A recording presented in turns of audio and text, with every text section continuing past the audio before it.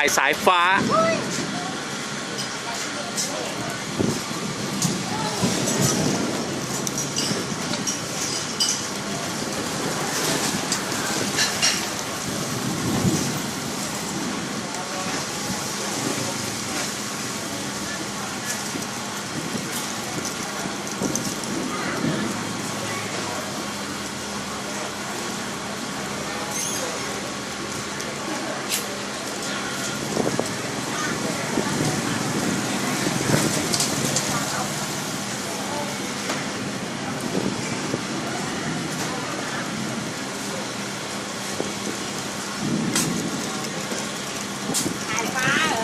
จ้ะ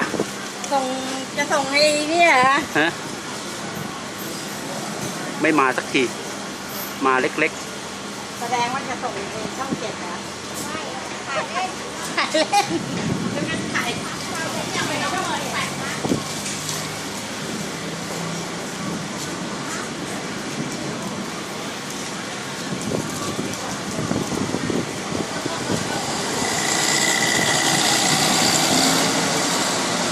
โอ้รอตั้งนานไม่มาสักที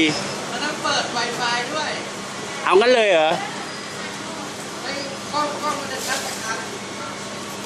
อ๋อมันจะเรียกมาเลยใช่ไหมเรียกมาหน้ากล้องเลยใช่ไหมเป็นดาราหน้ากล้องเห็น